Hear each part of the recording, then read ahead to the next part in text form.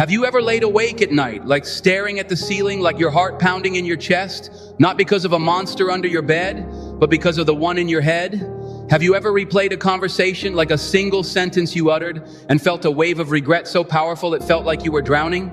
You said something you didn't mean, or you didn't say the one thing you should have. You lashed out in anger. You gossiped without thinking. You made a promise with your mouth that your mind knew you couldn't keep. We've all been there, lost in the deafening noise of our own thoughts, held captive by the words that escaped our lips. We walk around, haunted by the ghosts of yesterday's conversations, tormented by the whispers of self-doubt that echo in the chambers of our minds. It feels like a prison, doesn't it? A prison where you are both the inmate and the guard. But what if I told you that you hold the key? What if I told you that the war you're fighting, the real war for your happiness, for your success, for your peace, isn't out there in the world? It's not against your boss, your family, or your past. The greatest battle you will ever fight is right here, inside your own skull. It's a battle for two territories, just two, your mind and your mouth. Stay with me, don't you dare click away, because what we are about to embark on together, and this isn't just another motivational video, this is a lifeline, this is an awakening, this is the moment you learn to silence the enemy within, so the hero within can finally speak. This is the moment you stop being a slave to your impulses and start becoming the master of your destiny. This is the day you take back control. Music swells slightly, becomes more inspirational. Think of your mind as a garden. Right now, at this very moment, what does your garden look like? Is it overflowing with vibrant flowers of hope, courage, and self-belief? Or is it choked with the weeds of fear, the thorns of resentment, the poisonous vines of jealousy and comparison? For so many of us, our minds are untamed jungles. We let any thought, any seed that drifts in on the wind take root, the seed of I'm not good enough. That's a big one, isn't it? It grows fast. The seed of what will they think of me? That one spreads like wildfire. The seeds of past failures, of future worries, of biting criticism from someone who doesn't even know your story. We water these weeds every single day. We nurture them with our attention. We give them sunlight by replaying them over and over and over again. And then we wonder why we feel so drained. We wonder why we feel so stuck. We wonder why our lives don't look like the dreams we hold in our hearts. It's because you are trying to grow a paradise in a garden full of poison. But here is the truth. A truth so powerful, it can shatter the chains that have held you captive for years. Are you listening? Lean in. You are the gardener. You have the power right now to decide what grows in your mind. It's not easy. Oh, I'm not going to lie to you and say it's easy. It's the hardest work you will ever do, but it is also the most rewarding. It begins with a simple, conscious choice, the choice to become a gatekeeper of your own mind. You don't have to let every thought in. You don't have to entertain every negative whisper that comes knocking on your door. You can stand at the gate and say, no, not today. You are not welcome here. This is sacred ground. This is the soil from which my dreams will grow. And you, fear, you, doubt, you, insecurity, you have no place here. That voice in your head, you know the one, the inner critic, the one that sounds suspiciously like you, but it's a twisted, cruel version of you. It's the one that tells you you're going to fail, the one that reminds you of every mistake you've ever made, the one that says, who do you think you are to dream that big? That voice is a liar. It is a phantom built from the fears of others, from the limitations they placed on themselves, and from the painful moments of your past. But it is not your true voice. Your true voice, the voice of your soul, is the one that whispers, what if you could? The one that nudges you, just try one more time. The one that believes in you, even when you don't. Controlling your mind is the act of learning to turn down the volume of that liar and turn up the volume of your soul. It's about catching the negative thought the second it appears, seeing it for what it is, a cloud passing in the sky, and then you let it go. You don't fight it, you don't argue with it. You just observe it and let it float by, and you replace it intentionally, deliberately. You plant a new seed. The thought comes, I can't do this. You catch it and you plant a new one. I am capable of figuring this out. The thought comes, I'm a failure. You catch it and you plant a new one. My past mistakes are lessons, not life sentences. I am learning, I am growing.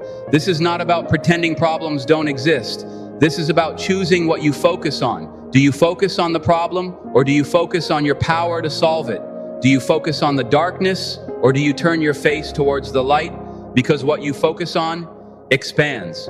Focus on the good, and the good gets better. Focus on your strength, and you become stronger. This is the first half of the battle, the internal war, the silent, moment-by-moment choosing of your thoughts. It's a revolution that happens in the quiet of your own heart. No one else can see it, but they will see the results. And that brings us to the second territory we must reclaim, the one that connects our inner world to the outer world. Your mouth. Oh, the mouth, such a small part of the body, but it holds the power to build empires and to burn them to the ground. It holds the power to heal a broken heart and the power to shatter one into a million pieces. Your words are the children of your thoughts, and if your mind is an untamed jungle of negativity, what kind of children do you think it will produce? Words of fear, words of doubt, words of gossip, words of anger, words of complaint. Every word you speak is a brushstroke on the canvas of your reality. Think about that. Every single word. When you say, "I'm so broke," you are painting a picture of lack. You are casting a spell of scarcity over your life. When you say, "I'll never find someone who loves me," you are building a fortress of loneliness around your own heart. When you say, "My life is so stressful," you are commanding more stress to come find you. Your words are not just descriptions of your reality. They are prescriptions. They are commands sent out into the universe. You are the king or queen of your own kingdom, and your words are the royal decrees. And the universe, life, God, whatever you want to call it, it's a loyal servant. It hears your decrees and it says, "Your wish is my command." This is not magic. This is psychology. This is spiritual law. You speak about what you believe, and you believe what you speak. It's a cycle. But you can decide whether it is a vicious cycle that drags you down or a virtuous cycle that lifts you up. Controlling your mouth means understanding the sacredness of your words. It means treating them like they have power, because they do. It means taking a breath, just one conscious breath before you speak. That tiny space between the impulse and the action, that pause, that is where your freedom lies. In that pause, you get to ask, are these words true? Are they kind? Are they necessary? Will this build something up, or will it tear something down? Will this heal, or will this hurt? How many relationships have been damaged beyond repair by words spoken in a flash of anger? Words that once released can never, ever be taken back. You can apologize 1,000 times, but the scar remains. The memory of the wound lingers. How many opportunities have been lost because we spoke of our doubts instead of our dreams? We talk ourselves out of our own greatness. We tell people all the reasons we can't do something, and in doing so, we convince not only them, but ourselves. We become the prophet of our own demise. It's time for that to end, today, now. We must learn to speak life into our dreams, speak life into our relationships, speak life into ourselves.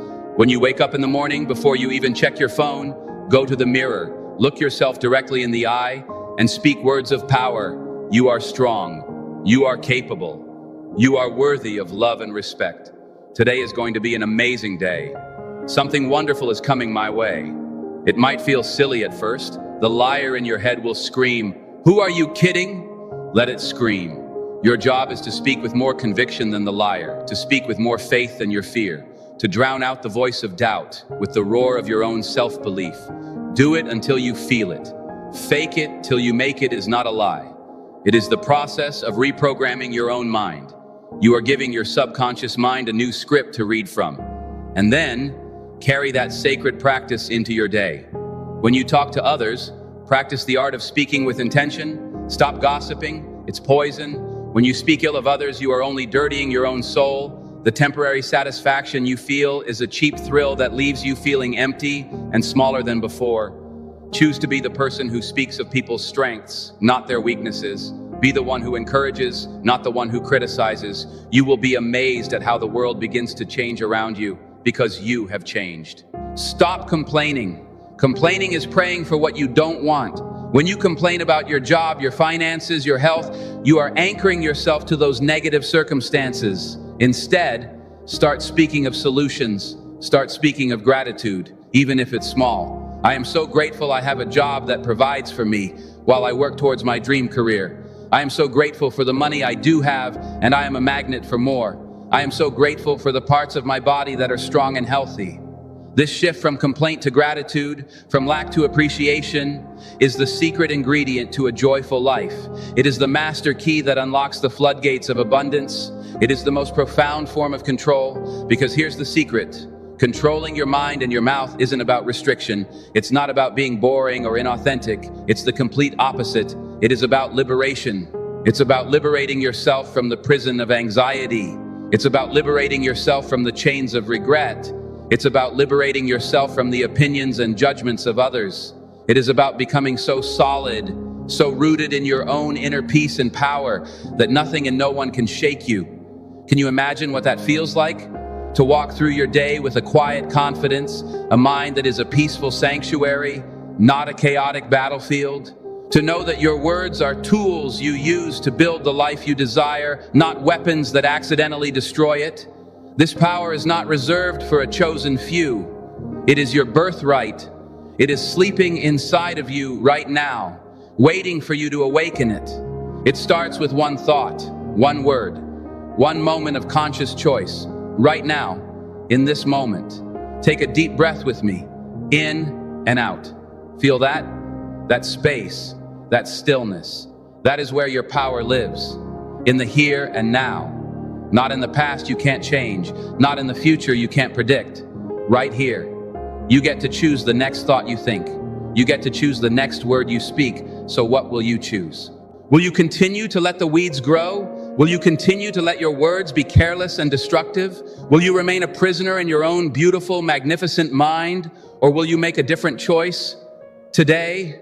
Will you decide right now to become the guardian of your garden, the master of your words, the architect of your reality? The choice, as always, is yours. But I want you to know something. I believe in you. I believe in your power to change. I believe in the hero inside of you that is screaming to be set free. The journey won't be perfect. There will be days you slip up, days the old habits creep back in, days the liar in your head speaks a little too loudly, and on those days, you will not beat yourself up. No, you will treat yourself with grace. You will notice the slip. You will forgive yourself instantly, and you will gently, lovingly return to the path. You will return to the practice of choosing your thoughts. You will return to the sacred pause before you speak. This is a lifelong dance, a beautiful, empowering, transformative dance. And your life, your real life, begins the moment you decide to learn the steps, the moment you decide to stop letting your mind and mouth control you, and you finally, bravely, gloriously take control back. Let's talk about the energy. Have you ever thought about how much energy it takes to live in a state of internal chaos? It is exhausting. Waging a constant war against yourself is the most tiring thing you will ever do. You wake up and the battle begins. The mental gymnastics of worrying about the future, the emotional weight of replaying the hurts of the past, the constant draining hum of the inner critic telling you that you're not enough, that you should be doing more, that you're falling behind. It's like walking around all day with a 100-pound backpack filled with stones. Each stone is a negative thought. Each stone is a word of regret. Each stone is a fear. You carry it to work. You carry it to dinner with your family. You carry it to bed, and you wonder why you're too tired to pursue your dreams. You wonder why you have no energy left for your passion, for joy, for simple presence. It's because you are spending all your power, all your precious life force, just carrying the weight of an uncontrolled mind. You are draining your own battery before the day has even truly begun. And the words, oh, the words we speak, they add more stones to the bag. You complain about the traffic? Clink, a new stone. You gossip about a co-worker? Clink, another one. You look in the mirror and say, ugh, I look terrible today? Clink, that's a heavy one. We do it all day long, adding weight, making the journey harder, slowing ourselves down. And then we have the audacity to ask the universe, why is my life so hard? We make it hard, but that also means we can make it light. Imagine just for a second what it would feel like to take that backpack off. Imagine setting it down on the ground. Can you feel the relief in your shoulders, the lightness in your spirit, the sudden rush of energy that is now available to you, an energy you can now use to build, to create, to love? to experience life in all its richness. This is what controlling your mind and mouth gives you. It is not about bottling yourself up. It is about setting yourself free from the crushing weight of your own negativity. This is the prize, the ultimate reward. It is the gift of your own energy back in your hands. So how do we do it? How do we get practical? Let's go deeper. Let's talk about silence. We live in a world that is terrified of silence. We fill every moment with noise, the TV, the phone, the endless chatter. But I want to tell you that in the battle for control, silence is one of your most powerful weapons, especially when it comes to your mouth. You're in an argument, someone says something that stings. The impulse, the knee-jerk reaction is to strike back, to defend your ego, to win the point. Your mind is screaming, your blood is hot. But what if in that moment you chose silence? Not a cold, punishing silence, but a calm, conscious, powerful silence. A silence that says, I am in control of myself. I will not be dragged down into the mud. I value my peace more than I value being right. Can you feel the power in that? To be the calm in the storm? To hold your center when everything around you is chaos? That is not weakness. My friend, that is superhuman strength. The person who can master their tongue in a moment of rage is more powerful than the person who can lift the heaviest weight because they have mastered themselves. Try it. The next time you feel provoked, the next time you feel the desperate urge to speak words of anger or defense, just pause, take a breath, and choose the path of powerful silence. Watch what happens. You de-escalate the situation, you preserve your own precious energy, and you gain the respect of others who will see you as someone who is unshakable, grounded, wise. And this power extends beyond just arguments.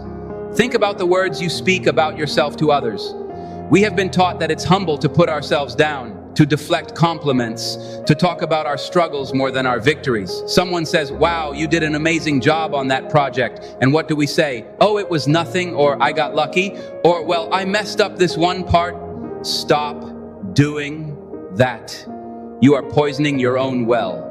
When you downplay your accomplishments, you are teaching the world. And more importantly, you are teaching yourself that you are not worthy of praise, that your victories are not real. Learn to say 2 simple words and say them with your whole heart. When someone compliments you, look them in the eye, smile, and say, thank you. That's it. Just thank you. Receive the gift. Let the good in. Let it water the flowers in your garden. By simply accepting praise, you are rewiring your mind for worthiness. You are sending a message to your subconscious that says, yes, I am good enough. I do deserve this. It feels so much better, doesn't it? Now let's turn inward again, to the mind. That monkey mind we all have. The one that jumps from worry to worry, from fear to fear, never sitting still. You can't just yell at the monkey to be quiet. It doesn't work. You have to give it something to do. You have to give it an anchor. What is your thought anchor? An anchor is something you can grab onto when the storm of negative thoughts begins to rage. It's something that holds you steady, that brings you back to the present moment, back to your power. Your anchor could be your breath. When you feel the anxiety rising, the anger boiling, the sadness creeping in, you stop and you focus everything on the feeling of your breath going in and out, just for 60 seconds. Feel the air filling your lungs. Feel it leaving your body. In that moment, the monkey mind has a job. It is focused on the breath. The storm passes. You have found your center again. Your anchor could be a memory, a powerful, positive memory. The day you succeeded at something difficult. A moment you felt pure, unadulterated joy. The feeling of hugging someone you love. Before the day begins, choose that memory. Hold it in your heart. And when the inner critic starts its lies, you close your eyes and you step back into that memory. You feel the emotions of that moment, the confidence, the love, the joy. That feeling is more real than the fear. Use it. It's your anchor. It will hold you steady until the waves of negativity subside. Your anchor could be a vision of your future.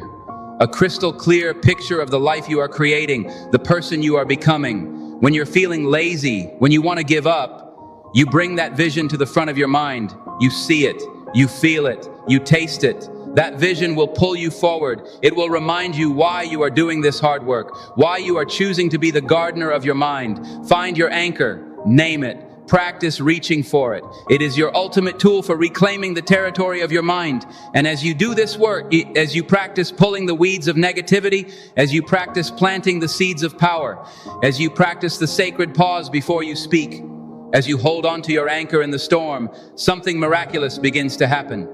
The world around you starts to change. It's not magic, it's a reflection.